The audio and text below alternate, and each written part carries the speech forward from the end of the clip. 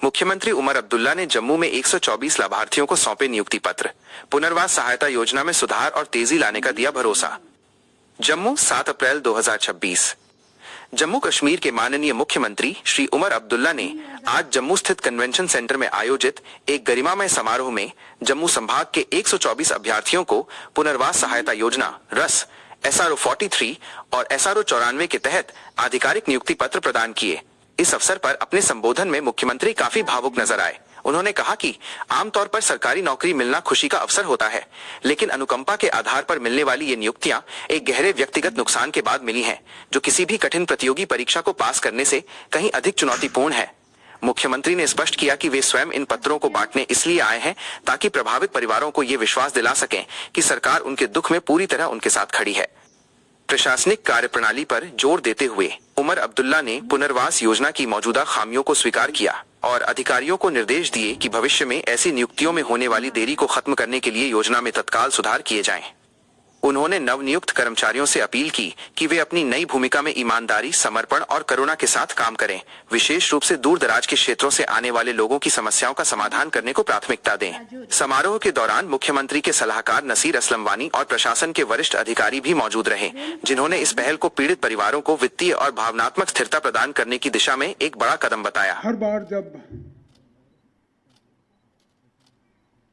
मुझे इस तरह के प्रोग्राम में शामिल होने का मौका मिलता है तो मुझे एक बात का हमेशा ये एहसास रहता है कि आमतौर पर किसी के लिए सरकारी ऑर्डर हासिल करना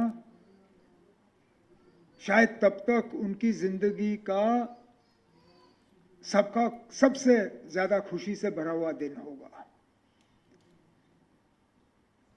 लेकिन यहां पे इन प्रोग्रामों में जब हम शामिल होते हैं मुझे खुद अजीब लगता है जब हम आप लोगों से कहते हैं कि ताली बजाओ,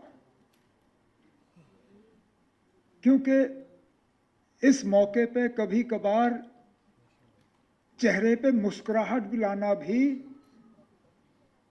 बहुत मुश्किल लगता है, क्योंकि आमतौर पर सरकारी नौकरी हासिल करने के लिए हमारे बेटों को, बेटियों को मेहनत करनी होती है, इम्तिहान पास करते हैं, इंटरव्यू से गुजरते हैं, उसके बाद रिक्रूटमेंट का ऑर्डर निकलता है। आप लोगों से तो उससे बड़ा इम्तिहान लिया गया। आप लोगों को ये ऑर्डर हासिल करने के लिए अपना कोई कीमती खोना पड़ा, और वो किसी भी इम्तिहान से कहीं गुना ज्यादा मुश्किल है। जिस सदमे से आपको गुजरना पड़ा है उसके मुकाबले में IAS, IFS, IPS का इम्तिहान पास करना मुझे लगता है ज्यादा आसान है, और इसलिए मैं चाहता था कि इन प्रोग्रामों में खुद शामिल हूं। हालांकि हम आपके ये ऑर्डर आपके घर तक पहुंचा सकते थे, लेकिन मैं चाहता था कि हुकूमत की तरफ से आपको इस बात का एहसास हो कि हमें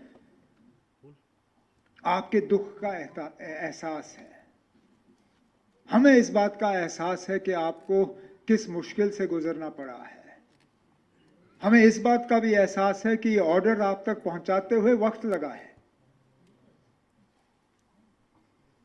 जो कि शायद नहीं होना चाहिए था। इसीलिए जैसे डिविजनल कमिश्नर साहब ने कहा और उसके बाद नासिर ने दोहराया, SRO 43 को बदलने का ही सबसे बड़ा मकसद ये था कि SRO 43 में जितनी जल्दी से ये काम हो जाना चाहिए था नहीं हो रहा था, कुछ बदलाव लाने की जरूरत थी। और मैं ये भी नहीं कहूँगा कि हमारे RAS स्कीम जो है वो 100% कामयाब है, इसमें भी कुछ गैप्स हैं। जो अब स्कीम लागू करने के बाद उनका हमें एहसास हो रहा है। और इस हॉल में अंदर आने से पहले मैं, नासिर, हमारे कमिश्नर सेक्रेटरी जीएडी राजू साहब, हम आपस में बात कर रहे थे कि कुछ हमें इसमें भी बदलाव लाने की ज़रूरत है।